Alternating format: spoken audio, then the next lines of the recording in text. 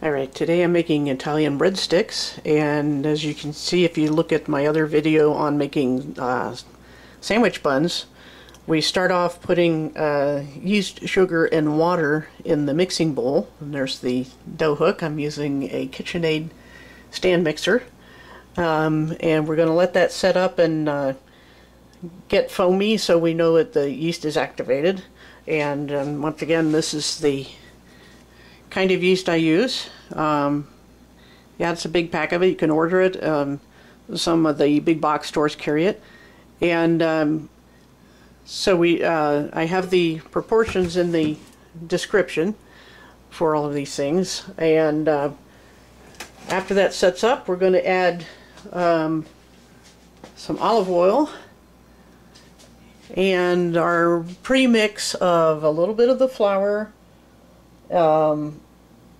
some sugar, and salt.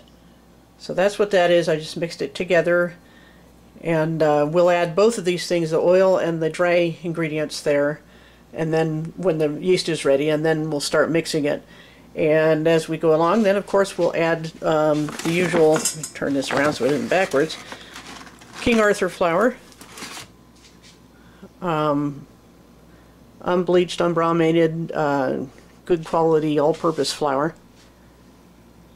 And then we're going to mix that up as usual and add flour as we go along until it gets to a good consistency. And then we're going to let it rise again, as always, and till it's about double in size. It should take about an hour.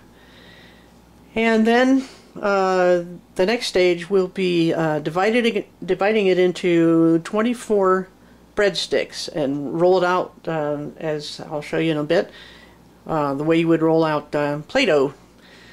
And then we're going to roll it in a mixture of Parmesan cheese and Italian seasoning, and then let them rise again. So let's get that started, and we'll check on the dough when it's done mixing. Okay, there's our ball of dough and the greased pan, greased with just butter.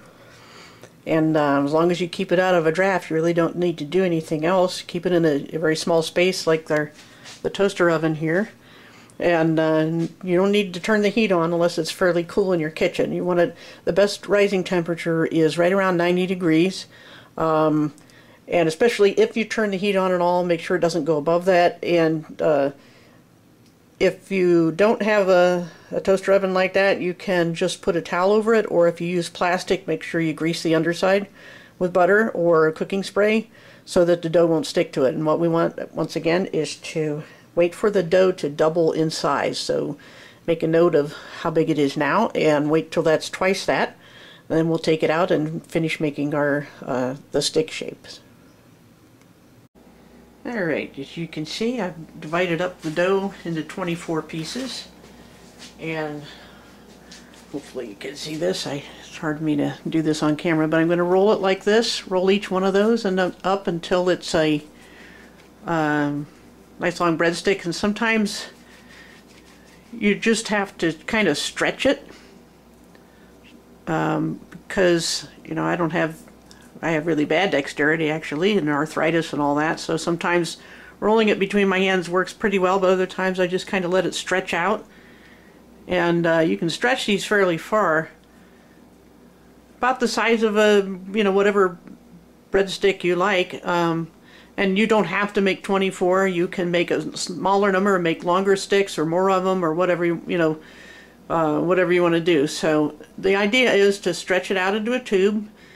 And then we're going to roll it in this mixture of spices. This is Parmesan cheese and Italian seasoning and some garlic powder.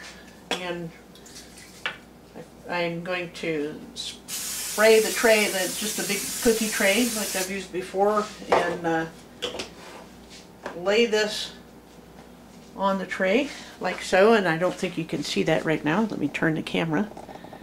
And we're going to fill the tray with those, and I might fill 2 trays. I probably will. So I will pick up the recording when those are all filled up. Okay, there they are, all rolled out and on the cookie sheets that I sprayed with cooking oil.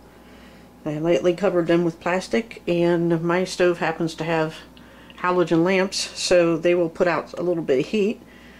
These are fairly slow rising, this is fairly slow rising dough, so it may take more than an hour for those to not necessarily completely double, but you can tell when they're a lot puffier than they are now that they're going to be about ready to bake, but expect it to take at least an hour. Okay, these are ready to go in the oven. They don't expand a lot, but they're just a little wider than they used to be. They don't expand lengthwise too much, and the oven is set to heating up to 425, and we're going to cook those about 8 to 10 minutes just till they're golden brown. So we'll see how they come out. And there we are. That was just under 8 minutes, and your oven timer may be annoying as well, but as you can see, some of it didn't cook as evenly as I would have liked, but that was a lot to put in the oven at one time. But there you are, and I recommend dipping them in melted butter. Thanks for watching.